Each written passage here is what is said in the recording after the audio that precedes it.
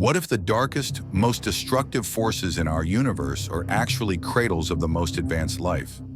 We've been searching for aliens on Earth-like planets. But what if advanced civilizations naturally evolve toward black holes instead of away from them? This isn't just about finding aliens, it's about redefining what life and habitation mean at a cosmic scale. By the end of this journey, you'll understand why black holes might be the ultimate evolutionary destination for intelligence, not cosmic destroyers. We'll explore how the physics that makes black holes seem so hostile might actually make them ideal for superintelligent life, and why we might have already detected these civilizations without realizing it. Think about how human civilization has always moved toward more concentrated energy sources, from wood to coal to nuclear. This pattern suggests a universal trajectory for intelligence that might naturally lead to the most energy-dense objects in the universe, black holes. Our current search for intelligent life assumes they'll be found on planets like ours. But what if that's like searching for humans in the ocean instead of on land? How we search for other civilizations ultimately reflects our understanding of our own cosmic future and potential. Before we venture further, let's understand what black holes actually are. Far from being simple cosmic vacuum cleaners, a black hole consists of three key parts: the event horizon, the point of no return for light and matter; the accretion disk, a swirling maelstrom of superheated material; and the ergosphere, a region where space-time itself is dragged along by the black hole's rotation. Most crucially, black holes don't just destroy energy, they transform it with unprecedented efficiency. Through processes like the Penrose mechanism, rotating black holes can convert mass into accessible energy with efficiencies approaching 40%, far beyond nuclear fusion's 0.7%. A single stellar mass black hole could theoretically provide millions of times more usable energy than a star of comparable mass. This presents us with a profound paradox. If black holes are such efficient energy sources, why don't we see evidence of civilizations using them? Are we looking for the wrong signatures or misinterpreting what we're already seeing? Let's imagine ourselves as members of a civilization a million years more advanced than our own, approaching a black hole not with fear, but with purpose. As we near the supermassive black hole at the center of our galaxy, we don't see darkness. We see opportunity. The accretion disk stretches before us, a swirling maelstrom of superheated gas radiating across the electromagnetic spectrum. But we don't see chaos. We see the ultimate power plant. Standard physics textbooks would say this environment is uninhabitable, but that's from a limited biological perspective. What appears lethal to primitive life forms might be optimal for advanced intelligence. In 1969, physicist Roger Penrose discovered that rotating black holes drag space-time around them, creating a region called the ergosphere, where it's theoretically possible to extract enormous amounts of energy from the black hole itself. More recently, researchers calculated that advanced civilizations could potentially extract energy by lowering charged particles or magnetic fields to the ergosphere, effectively turning the black hole into a battery. Even more intriguing, the extreme curvature of space-time creates an environment where quantum computing could operate at efficiencies impossible elsewhere in the universe. This raises profound questions about intelligence itself. If the most computationally optimal environments in the universe are around black holes, would sufficiently advanced intelligence naturally migrate there?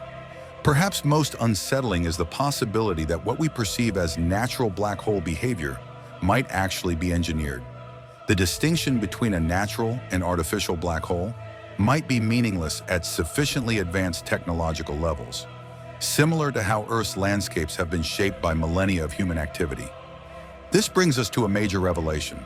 What we've been calling Dyson spheres, hypothetical megastructures built around stars, might be primitive compared to black hole equivalents. A Dyson sphere 2.0 would be a network of specialized structures surrounding a black hole, designed not just to capture energy, but to utilize the unique properties of warped space-time. Recent simulations suggest these structures would create distinctive signatures: unusual infrared excesses, polarized radiation patterns, and highly ordered X-ray emissions that would stand out from natural black hole behavior. What's shocking is that we've already detected anomalies matching these predictions around several black holes, but classified them as unexplained natural phenomena. What would it mean if we confirm that black holes harbor advanced civilizations? Our entire cosmic perspective would shift overnight. The universe wouldn't be a largely empty void with scattered primitive life. It would be dotted with incredibly advanced intelligences operating at levels we can barely comprehend. This creates a profound philosophical choice for humanity. Do we embrace a potential future of black hole utilization, evolving beyond our biological origins?